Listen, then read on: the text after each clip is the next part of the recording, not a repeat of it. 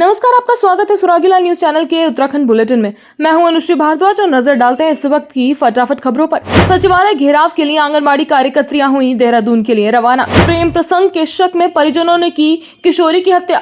राजद तत्व के द्वारा लगाई गई आग जंगल से पहुंची गांव। सफाई कर रहे मजदूर की दूसरी मंजिल से गिरकर हुई मौत। 3 दिवसीय आयुष काम्य शिविर का हुआ शुभारंभ। चंपावत जिले की पहली ब्लॉक पब्लिक हेल्थ यूनिट का पीएम मोदी ने किया वर्चुअल माध्यम से शुभारंभ। आज से शुरू हुआ विधानसभा का बजट सत्र। उत्तराखंड बजट सत्र पर नाराज पूर्व मुख्यमंत्री हरीश रावत ने रखा मौन व्रत। मरीजों को नहीं मिल पा रही है प्लास्टर काटने तक की सुविधा। देसी शराब गुलाब ब्रांड का नाम परिवर्तित न करने की उठाई मांग। निवर्तमान पालिका अध्यक्ष ने पालिका प्रशासक व ईओ पर जनता को परेशान करने का लगाया आरोप। स्वराज आश्रम में महिला कांग्रेस द्वारा नारी न्याय सम्मेलन का किया गया आयोजन। 100 से अधिक लोगों ने कांग्रेस का दामन छोड़ ग्रहण की भाजपा की सदस्यता। अल्मोड़ा कौसानी मुख्य मार्ग पर सोमेश्वर के पास निर्माणाधीन कलमट में ट्रक फंसने से लगा जाम। एसएसपी मंजुनाथ टीसी ने किया थाने का मुआयना। NH 74 टी पॉइंट पर किसानों ने किया धरना प्रदर्शन। कॉर्बेट पार्क से देहरादून जू भेजे गए 2 हमलावर बाघ। सरकार के निर्देश पर लगाया गया विशाल निःशुल्क चिकित्सा शिविर। अब खबरें विस्तार से। अपनी विभिन्न मांगों को लेकर आंगनबाड़ी कार्यकर्त्रियां आजकल अनिश्चितकालीन हड़ताल पर हैं, जिस कारण चंपावत जिले में आंगनबाड़ी केंद्रों में ताले लटक रहे हैं। वहीं अपनी मांगों को लेकर सोमवार को होने वाले सचिवालय घेराव के लिए चंपावत जिले की आंगनबाड़ी कार्यकर्त्री संगठन जिला अध्यक्ष मीना बोरा के नेतृत्व में रविवार को देहरादून के लिए रवाना हुई।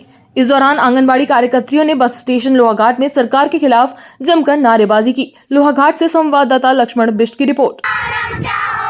जिस देश की नारी सड़कों पर अपने संगठन के बैनर तले सचिवालय घेराव के लिए जा रहे हैं, क्योंकि ये सरकार जो है महिला सशक्तिकरण की बात करती है और महिलाओं का कहीं ना कहीं शोषण हो रहा है। हम सरकार से कह रहे हैं कि हमें न्यूनतम मजदूरी जो प्रतिदिन 600 रुपये के हिसाब से हमें 18,000 रुपये हमारा मानदेय किया जाए। जो भी हमारी समस्या है सीनियरिटी के हिसाब से हमें उसका मानदेय बढ़ाया जाए, और जो भी ढुलान का है ढुलान का पैसा हमें दिया जाए, टेक होम का है। और हम ये भी कह रहे हैं कि सरकार से जो डिजिटल इंडिया की बात करती है उसके अनुसार इसमें रिचार्ज है और अच्छी गुणवत्ता वाला हमें फोन भी उपलब्ध कराया जाए। बिल्कुल बिल्कुल बिल्कुल हम लोग चुनाव का बहिष्कार करेंगे। हम इस सरकार को जताना चाहेंगे कि किस प्रकार से हमें हमारा शोषण कर रही है, और हम चुनाव का बहिष्कार जरूर करेंगे इसमें अगर हमारी मांगे नहीं मानी जाती है। रुद्रपुर कोतवाली क्षेत्र के पहाड़गंज में प्रेम प्रसंग के शक में परिजनों के द्वारा किशोरी की हत्या करने का मामला सामने आया है। मौत के बाद परिजन किशोरी के शव को दफनाने के लिए रामपुर ले गए। इससे पहले पुलिस को सूचना मिल गई और पुलिस ने हत्या की आशंका के चलते शव को रामपुर से कब्जे में लेकर पोस्टमार्टम के लिए भेज दिया। शव का पोस्टमार्टम डॉक्टरों के पैनल से कराया जा रहा है। वहीं पुलिस किशोरी की कॉल डिटेल्स भी खंगाल रही है। रुद्रपुर से संवाददाता दुर्गेश तिवारी की रिपोर्ट। देखिए, कल एक कोतवाली रुद्रपुर में एक नाबालिग बच्चे की मौत का मामला सामने आया था। संदिग्ध परिस्थिति में ये मौत हुई है। इसमें जो है पूरे जो लीगल प्रोसीडिंग है, पोस्टमार्टम की कार्रवाई इसमें हो गई है। इसमें रिपोर्ट अभी आनी बाकी है। तो ये इसमें जो है रिपोर्ट आने के बाद जो है तहरीर के आधार पर या हम पुलिस के तहरीर के आधार पर भी इसमें मुकदमा पंजीकृत कर सकते हैं। तो इसमें मुकदमा पंजीकृत करके बाकी जो संदिग्ध है, अभियुक्त है, उनकी अरेस्टिंग और बाकी विधिक कार्रवाई आगे से की जाएगी। रविवार को अज्ञात अराजक तत्वों ने चंपावत जिले के बाराकोट ब्लॉक के खोला सुनार क्षेत्र में जंगलों में आग लगा दी। देखते ही देखते आग ने विकराल रूप ले लिया तथा आग जंगल के बड़े हिस्से में फैल गई। तेज हवा के झोंकों के साथ आग तेजी से खोला सुनार गांव की ओर बढ़ने लगी, जिस कारण ग्रामीण दहशत में आ गए। जिसके बाद ग्रामीणों के द्वारा लोहाघाट फायर स्टेशन में जंगल में आग लगने की सूचना दी गई। वह सूचना पर फायर स्टेशन प्रभारी चंदन राम आर्य के निर्देश पर फायर टीम तत्काल मौके पर पहुंची। आपको बता दें, फायर कर्मियों ने 2 घंटे की कड़ी मशक्कत के बाद ग्रामीणों की मदद से आग पर किसी तरह काबू पाया। लोहाघाट से संवाददाता लक्ष्मण बिष्ट की रिपोर्ट।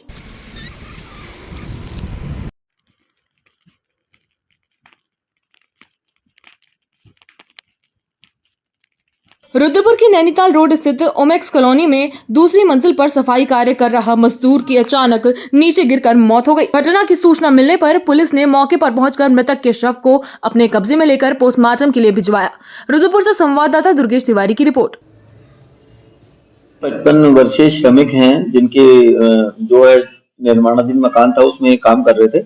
उस दौरान ये दुर्घटना में घायल हुए, तो इनको जिला अस्पताल ले जाया गया, जहाँ पे इनके उपचार के दौरान मृत्यु हो गई। तो इनके पंचायतनामा और पोस्टमार्टम की कार्रवाई की जा रही है। इनके पुत्र भी वहां पर एक श्रमिक के रूप में काम कर रहे थे, तो हम लोग परिजनों से भी संपर्क में हैं। उस पर पंचायतनामा पोस्टमार्टम की कार्रवाई की जा रही है और जो भी तथ्य सामने आते हैं उसके हिसाब से अग्रिम कार्रवाई इसमें की जाएगी। रविवार को आयुष विभाग चंपावत द्वारा 3 दिवसीय आयुष कामयज्ञ शिविर का उद्घाटन जिला पंचायत परिसर में बतौर मुख्य अतिथि ब्लॉक प्रमुख चंपावत रेखा देवी द्वारा किया गया। ब्लॉक प्रमुख रेखा देवी ने इस प्रकार के शिविरों को लोगों के स्वास्थ्य के लिए काफी लाभप्रद बताया तथा आयुष विभाग की सराहना की। इस दौरान उन्होंने लोगों से अधिक संख्या में शिविर का लाभ लेने की अपील की। चंपावत से संवाददाता लक्ष्मण बिष्ट की रिपोर्ट। राष्ट्रीय स्वास्थ्य मिशन योजना के तहत चंपावत जिले के बाराकोट में जिले की पहली ब्लॉक पब्लिक हेल्थ यूनिट का रविवार को प्रधानमंत्री नरेंद्र मोदी ने वर्चुअल माध्यम से शुभारंभ किया। बाराकोट चिकित्सालय के चिकित्सा अधीक्षक डॉक्टर मंजीत सिंह की अध्यक्षता में हुए कार्यक्रम में मुख्य अतिथि के तौर पर बाराकोट ब्लॉक प्रमुख विनीता फर्त्याल मौजूद रही। इस दौरान उन्होंने बाराकोट ब्लॉक में जिले की पहली पब्लिक हेल्थ यूनिट खोलने के लिए प्रधानमंत्री मोदी व मुख्यमंत्री धामी को धन्यवाद दिया। बता दें, इस अवसर पर कार्यक्रम में क्षेत्र के कई जनप्रतिनिधि भी मौजूद रहे। चंपावत से संवाददाता लक्ष्मण बिष्ट की रिपोर्ट। यूनिट का उद्घाटन श्री प्राइम मिनिस्टर साहब मोदी जी के द्वारा किया गया है और ये ब्लॉक पब्लिक हेल्थ यूनिट पहली चंपावत की यूनिट है जो कि बाराकोट में पूरी तरह बनके तैयार हो चुकी है। इसका मेन फंक्शन जो हुआ, इसमें इन्वेस्टिगेशंस डिसीज़ के जांचें जो होती हैं, मरीजों की जांचें की जाएंगी और ब्लॉक के जो भी डाटाज हैं डिसीज़ प्रिवलेंस के, डिसीज़ कौन सी डिसीज़ ऊपर जा रही है, बढ़ रही है, कौन सी डिसीज़ कम हो रही है, वो डाटा इसमें संग्रहित किए जाएंगे। उनके हिसाब से डाटा की स्टडी करके हम जो फील्ड में काम करेंगे कि कौन सी डिसीज़ का प्रिवेंशन करना है। जगह ज़्यादा प्रिवलेंस है तो उस डिसीज़ पर ज़्यादा ध्यान देते हुए उसमें प्रिवेंटिव वर्क करेंगे जिससे कि उस डिसीज़ को कंट्रोल किया जा सके। और ये मेनली जांच के लिए और रिसर्च पर्पज के लिए, दोनों के लिए यूज है। विधानसभा के बजट सत्र की शुरुआत हो गई है और बजट सत्र में विपक्ष ने अपनी सकारात्मक भूमिका निभाने की बात कही है। वहीं कार्य मंत्रणा समिति में विपक्ष को नहीं बुलाए जाने पर नेता प्रतिपक्ष यशपाल आर्य ने सरकार पर सवाल उठाए हैं। उन्होंने कहा कि सरकार संख्या बल के आधार पर संसदीय परंपराओं की हत्या कर रही है। साथ ही उन्होंने ये भी कहा कि ऐसा पहली बार है जब संख्या बल के आधार पर सरकार में कार्य मंत्रणा समिति में बिना विपक्ष के ही एजेंडा को तय किया गया है। देहरादून से संवाददाता सुनील राज की रिपोर्ट। थोड़ी आईडी जहाँ तक जानकारी मिली है कि कार्यमंत्रणा समिति की बैठक कल संपन्न हो चुकी है। इस संदर्भ में हमसे कोई वार्ता नहीं हुई, बातचीत नहीं हुई है। और पहले भी जो इस्तीफा त्यागपत्र दिया गया मेरे द्वारा माननीय सदस्य किशन सिंह जी द्वारा, उसका आधार क्या था यह भी समझने की जरूरत है। उन्होंने कहा था कि संख्या बल आधार है। जब संख्या बल आधार है तो फिर उस बैठक में, कार्यमंत्रणा समिति की बैठक में बने रहने का कोई औचित्य नहीं है। और जिस तरह से कल कार्यमंत्रणा समिति की बैठक हुई, हमें दूरभाष से कहा गया कि आप इसमें शामिल हो जाइए। हमने कहा इसमें बातचीत करेंगे क्योंकि इस वक्त हमारी विधानमंडल दल की बैठक हो रही थी। तत्पश्चात हमसे बात कर लीजिएगा कहा, लेकिन उन्होंने इसके बाद कोई हमसे संपर्क नहीं किया है। दुर्भाग्य है, संसदीय परंपराओं का की अनदेखी है और जो संसदीय मूल्य है पहली बार देखने को मिला है, उसकी अवहेलना की जा रही है और संख्या बल को आधार बनाया जा रहा है। यह लोकतंत्र का भी अपमान है और सदन की भी अवहेलना है। चाहे तो एक साथ होनी चाहिए, सब लोग एक साथ बैठना ही नहीं चाहते। पापा, try this. लो, सब लपक लिए।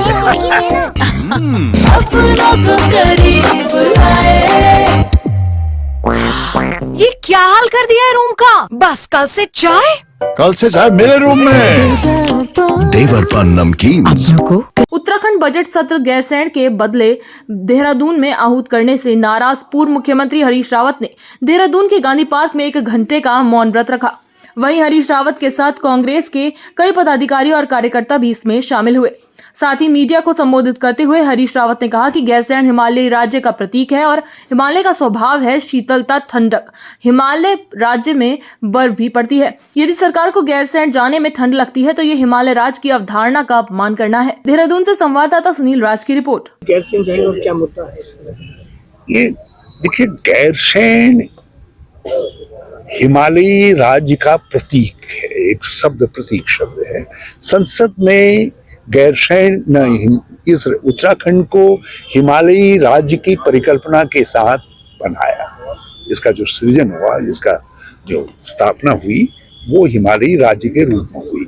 और हिमालय का स्वभाव है शीतलता, ठंडापन, बर्फ भी पड़ेगी, बारिशें भी होंगी, जंगल भी होंगे, चढ़ाई भी होगी। तो यदि सरकार को गैरसैंण जाने में ठंड लगे तो इसका मतलब है आप हिमालयी राज्य की अवधारणा का अपमान कर रहे हैं। और फिर खुद विधानसभा ने सर्वसम्मति से प्रस्ताव पारित किया कि जो बजट सत्र हैं वो भविष्य में गैरसैंण में होंगे, और आप निरंतर गैरसैंण से भाग रहे हैं। गैरसैंण में एक पत्थर भी आपने नहीं लगाया, कोई विकास का काम नहीं किया। तो इन सब चीजों के खिलाफ ये चीजें जो है दुख पहुंचाने वाली हैं। इसलिए मेरा कर्तव्य था एक वरिष्ठ नागरिक के तौर पर कि मैं अपना विरोध प्रकट करूं। 11 बजे विधानसभा बैठ रही थी, इसलिए मैंने 10 बजे जो है ये सद्बुद्धि आए सरकार को, और सरकार कम से कम विधानसभा में ये घोषणा करे कि भविष्य में इस तरीके की गलती नहीं होगी।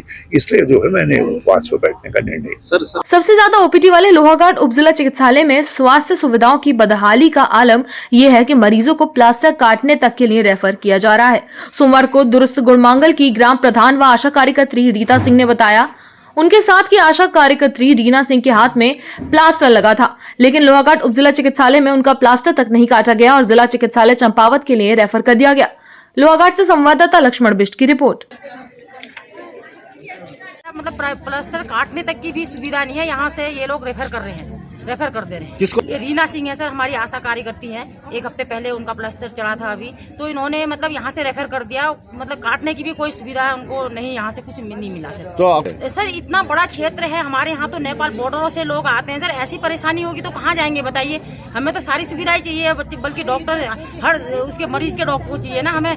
यहाँ पर हड्डी के भी ऐसे, अब देखिए इतनी लापरवाही होती है, हर चीज़ के लिए बहुत परेशानी है। हमें कुछ भी सुविधा नहीं मिलती है। यहाँ गाँव से लोग भेजते हैं तो हम लोग कोई भी सुविधा प्राप्त हमारे गाँव वालों को नहीं होती है। सर स्वास्थ्य सुविधा ही तो हम लोग को तो सबसे, मेरे ख्याल से जैसे हमारे डिलीवरी आती है सर, ऑपरेशन के लिए भी यहाँ कोई सुविधा नहीं है। हम लोग को पिथौरागढ़ भेजना पड़ता है या फिर खटीमा भेजना पड़ता है। सर ये डॉक्टर तो हैं सर, वैसे ज्यादा स्टाफ नर्स भी करती हैं, लेकिन ऐसा ही है सर, रिफर तो ज्यादा कर देते हैं लोग, केस भारी भेज देते हैं। वही तो नॉर्मल भी, बल्कि यहाँ से जाके चंपावत जाके नॉर्मल हो जा रहे हैं ना, और यहाँ से रिफर कर दिए जाते हैं। सर हमें तो अच्छी सुविधा चाहिए, यहाँ डॉक्टर भी अच्छे चाहिए, पूरी सुविधा के साथ, जो कि पूरे मतलब गाँव सबको फायदा मिले। जो लोग बेचारे नेपाल बॉर्डर से इतनी दूर दूर से आते हैं, तो उनकी व्यवस्था हो, उनको सुविधा मिले सर। यहाँ पे मैं तो ये कहती हूँ कि विशेषज्ञ डॉक्टर होने चाहिए, बिल्कुल। नहीं तो यहाँ पर कोई एक भी अच्छा डॉक्टर यहाँ पे नहीं है। देखो कितनी परेशानी हो रही है, इतने लोग यहाँ पे आए हैं, इतना अच्छा लोहाघाट चारों तरफ से, यहाँ पे कोई एक हमारा मुख्य केंद्र है, यहाँ पे रोसाल से और बहुत बहुत दूर पार्टी से, बाराकोट ब्लॉक से, लोहाघाट ब्लॉक से, यहाँ से इतनी दूर दूर से लोग आते हैं। यहाँ पे अगर डॉक्टर नहीं मिलते हैं तो लोगों के लिए बड़ी मुसीबत होती है। और यहाँ पे मैं तो कहती हूँ कि मैं इनसे, मुख्यमंत्री जी से निवेदन करती हूँ कि यहाँ पे को अच्छे विशेषज्ञ डॉक्टर होने चाहिए, गायनी होनी चाहिए। देखो लेडीज़ कितनी परेशान है, कितनी दूर दूर से आए हैं और लोग इतने परेशान हैं यहाँ पे। अब नाक का इलाज तो चलो डॉक्टर साहब यहाँ, वो भी डॉक्टर साहब नहीं मिले हमको। हम आए थे अब नाक के लिए, वो भी नहीं मिले। अब हम अभी के पुनेठा जी के पास जाते हैं।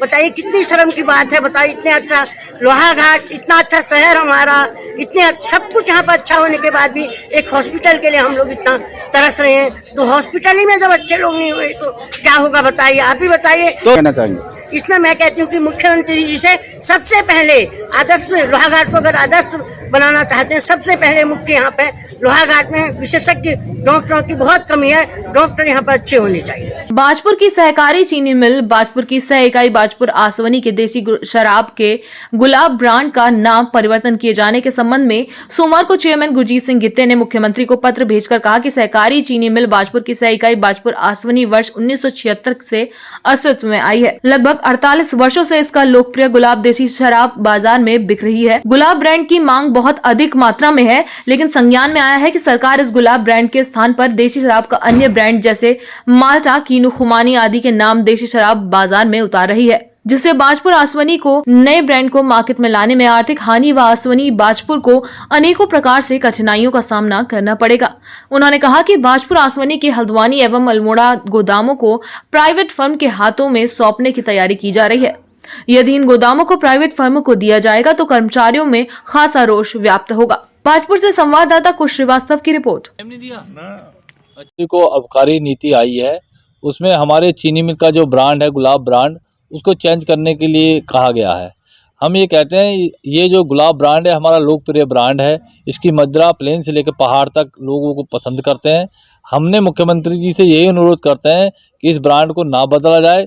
इससे जो है हमारे चीनी मिल को, हमारे आसवनी इकाई को बहुत नुकसान होगा, क्योंकि गुलाब ब्रांड फेमस गुलाब ब्रांड है। 1976 में जो है हमारी आसवनी इकाई लगी थी, जब से इसका नाम गुलाब ब्रांड से ही चला रहा, और हम इसका विरोध करते हैं अगर इसका नाम बदला जाता है। और हम लेके अपने कर्मचारियों को लेके, आसवनी इकाई के लोगों को लेके, कर्मचारियों को लेके फिर एक जन आंदोलन करेंगे, क्योंकि इससे हमारी आसवनी इकाई को बहुत बड़ा नुकसान होगा। उसके साथ साथ चीनी मिल को भी इसकी बहुत बड़ी क्षति होगी।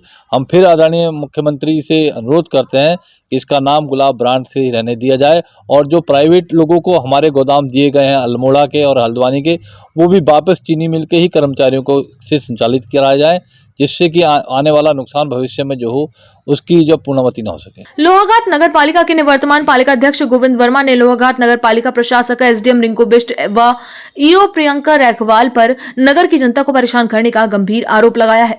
निवर्तमान पालिका अध्यक्ष ने कहा कि लोग परिवार रजिस्टर की नकल लेने के लिए पालिका कार्यालय के धक्के खा रहे हैं, उन्हें नकल तक नहीं दी जा रही है। लोहाघाट से संवाददाता लक्ष्मण बिष्ट की रिपोर्ट।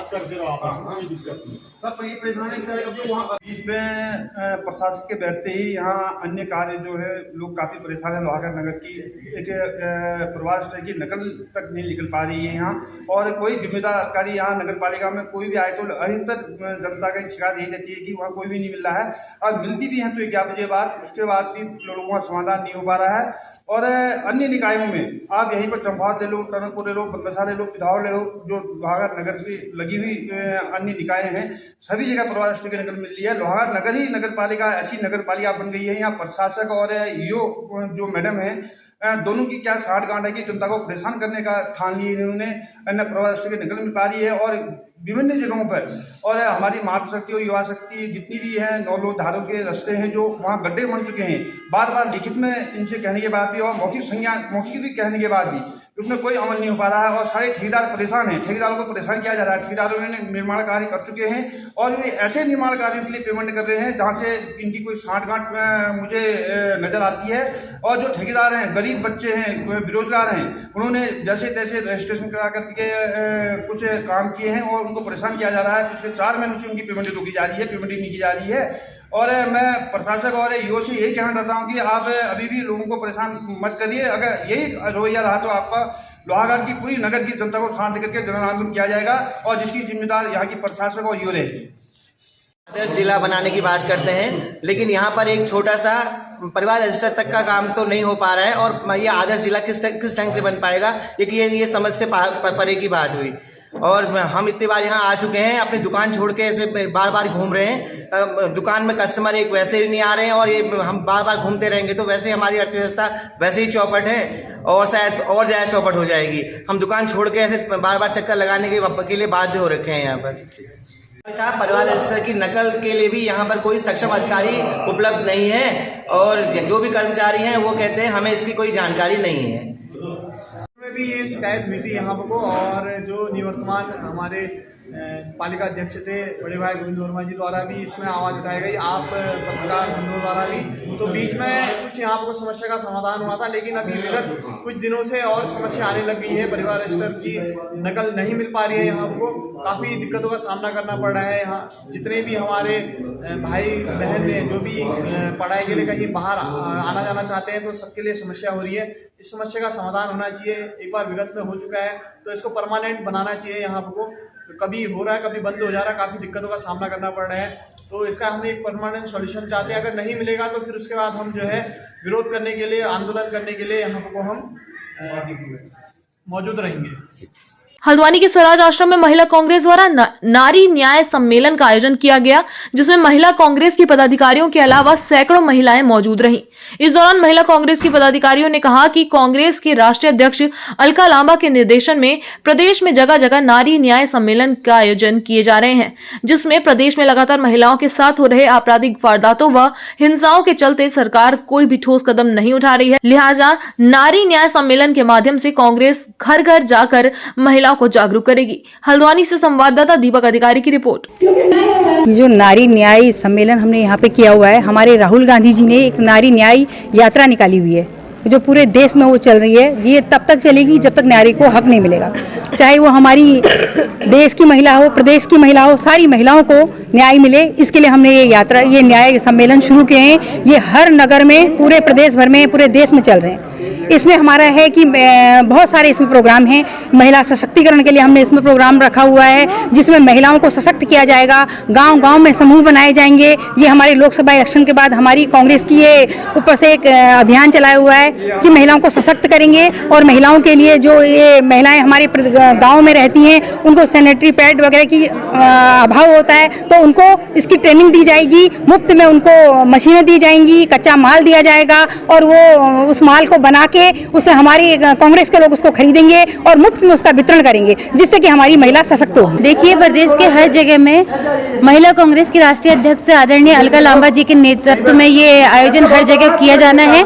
रानीखेत वगैरह जगह में ये हो चुका है, आज हमारे क्षेत्र में भी हुआ है। ये इसलिए हुआ है कि महिलाओं के साथ आए दिन जो छेड़छाड़, बलात्कार, अपहरण जैसे मामले सुनने को आ रहे हैं और कितनी लड़कियों के साथ ये घटना हो भी चुकी है जिनको अभी तक न्याय नहीं मिल पाया है। उसको चलते कहीं भी महिलाएं सुरक्षित नहीं है और इन महिलाओं की इसी सुरक्षा को चलते आज ये नारी न्याय सम्मेलन का आयोजन किया गया है। इसका एक ही मकसद है कि घर घर जाकर कांग्रेस के कार्यकर्ताओं के साथ और महिलाओं को जागरूक किया जाएगा और डबल इंजन की भ्रष्ट सरकार को और उनकी नीतियों को महिलाओं तक पहुंचाया जाएगा, जागरूक किया जाएगा, उनसे लड़ने का संकल्प बनाया है। हमारे पूरे उत्तराखंड में नारी न्याय सम्मेलन हर जिले, हर ब्लॉक और हर नगर में हमारे ये कार्यक्रम चल रहे हैं और महिलाओं को सशक्त किया जा रहा है। कहीं पे महिला को कोई भी व्यक्ति या विपक्ष कमजोर न समझे। महिला शक्ति सबसे बड़ी शक्ति है। पूरे उत्तराखंड को बनाने में महिलाओं का अहम भूमिका रही है और महिला हर चीज के लिए तैयार है। हल्द्वानी में लोकसभा चुनाव से पहले भारतीय जनता पार्टी ने एक बार फिर से अपने कुनबे को बढ़ाया है।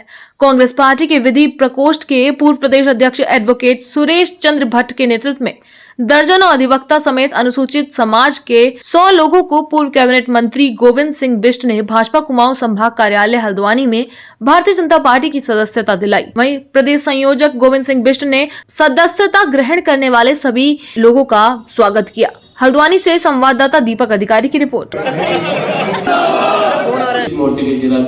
भारतीय जनता पार्टी की रीति नीति और मोदी जी और धामी जी के विकास कार्यों से प्रभावित होकर आज पूरा समाज भारतीय जनता पार्टी की ओर अग्रसर है और भारतीय जनता पार्टी की सदस्यता ग्रहण कर रहा है। हमारे जनपद नैनीताल में ये दूसरा कार्यक्रम है।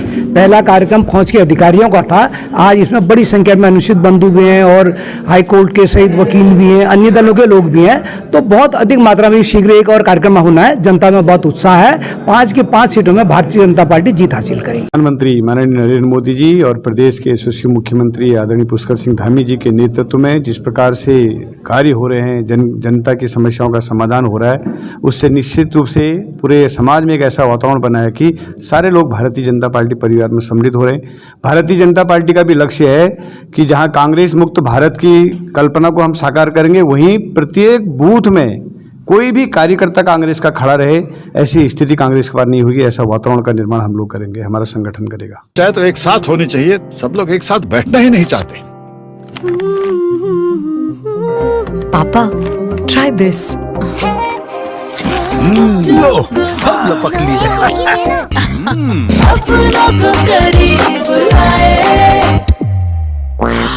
ये क्या हाल कर दिया है रूम का? बस कल से चाय। कल से चाय मेरे रूम में। देवर पान नमकीन। सोमेश्वर पुलिस को सूचना प्राप्त हुई कि सोमेश्वर कंट्रीवाइड स्कूल के पास निर्माणाधीन कलमट में एक ट्रक फंस गया है, जिससे जाम की स्थिति उत्पन्न हो गई है। सूचना पर थानाध्यक्ष सोमेश्वर कश्मीर सिंह पुलिस बल के साथ तत्काल मौके पर पहुंचे और फंसे ट्रक को निकलवाने के लिए स्थानीय जेसीबी मंगाई गई। जेसीबी से ट्रक नहीं निकल पाने पर अल्मोड़ा से क्रेन मंगाकर फंसे ट्रक को निकलवाया गया। अल्मोड़ा से संवाददाता हेमंत सिंह मेहरा की रिपोर्ट। उधम सिंह नगर जिले के एसएसपी मंजुना टीसी ने आज जसपुर थाने का वार्षिक निरीक्षण किया और पुलिस अधिकारियों को आवश्यक दिशा निर्देश दिए। उन्होंने थाना एवं चौकी प्रभारी को निर्देश देते हुए कहा कि सभी वांछित लोगों के अलावा सभी संदिग्ध लोगों पर पैनी नजर रखी जाए। वहीं उन्होंने बताया कि निरीक्षण करना उनका मंतव्य का एवं पुलिस नियमावली का पाठ है। सीनियर अधिकारी को निरीक्षण करना चाहिए और विभागीय प्रक्रिया के तहत जसपुर थाने से निरीक्षण किया जा रहा है। जसपुर से संवाददाता दीपक चौहान की रिपोर्ट।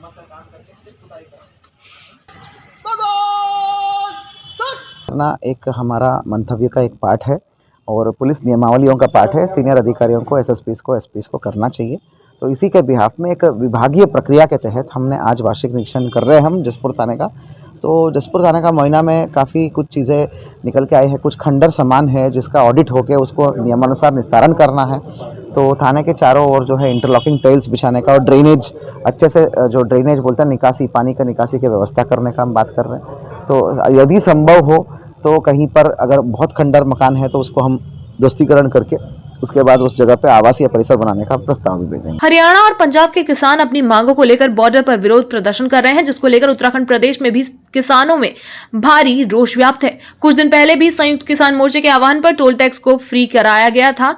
वहीं आज जनपद उधम सिंह नगर के Jaspur NH 74 highway T point पर किसानों ने धरना प्रदर्शन कर अपना आक्रोश दिखाया और भाजपा सरकार, खट्टर सरकार, WDO का पुतला दहन किया। जसपुर से संवाददाता दीपक चौहान की रिपोर्ट।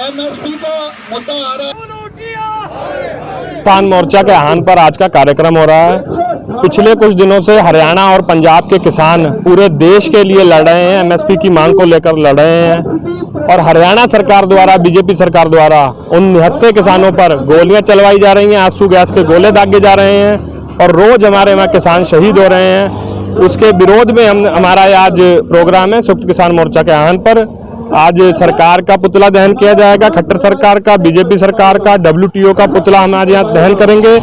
और ट्रैक्टर जो है हमारे, हम आज सरकार को चेता देना चाहते हैं कि ट्रैक्टरों ने दिल्ली का रूट हमारे ने देख रखा है और दिल्ली की तरफ हमारे ट्रैक्टर आज मुंह कर खड़े हैं। जैसे संयुक्त किसान मोर्चे का आह्वान होगा, किसान अपने ट्रैक्टर लेकर दिल्ली की तरफ रवाना हो जाए। कॉर्बेट प्रशासन ने आज 2 टाइगर को स्वास्थ्य परीक्षण कराने के बाद कॉर्बेट पार्क के ढेला रेंज में स्थित रेस्क्यू सेंटर से देहरादून जू भेजा। अब ये हमलावर 2 बाघ देहरादून जू बाग बाड़े में जू की शोभा बढ़ाएंगे। बता दें कि कॉर्बेट टाइगर रिजर्व में और इसके आसपास से लगते क्षेत्रों से लगातार मानव वन्यजीव संघर्ष की घटनाएं सामने आती रही हैं, जिस पर पार्क प्रशासन द्वारा लगातार मानव पर हमला करने वाले बाघों को कॉर्बेट पार्क से लगते ग्रामीण क्षेत्रों में लगातार रेस्क्यू करने का कार्य किया जाता रहा है, जिसको देखते हुए कॉर्बेट प्रशासन द्वारा 2 हमलावर बाघों को रेस्क्यू कर देहरादून जू भेजा गया है। रामनगर से संवाददाता राजीव अग्रवाल की रिपोर्ट।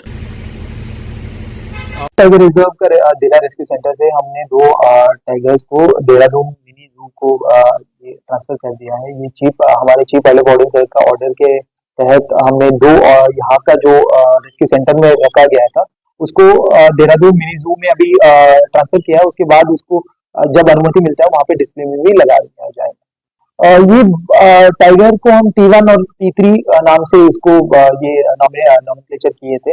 ये बहुत पहले से यहीं पे हमारे रेस्क्यू सेंटर में है। ये पहले बाघों में से है जो फर्स्ट स्टेज में आए थे। हल्द्वानी के ऊंचा पुल क्षेत्र में जिला आयुर्वेदिक एवं यूनानी विभाग द्वारा 3 दिवसीय निःशुल्क चिकित्सा शिविर लगाया गया, जिसमें सैकड़ों लोगों ने शिरकत की। इस निःशुल्क चिकित्सा शिविर में नेचुरोथेरेपी, न्यूरोथेरेपी, पंचकर्म, आयुर्वेदिक एवं यूनानी के चिकित्सकों द्वारा निःशुल्क लोगों का इलाज कराया जा रहा है।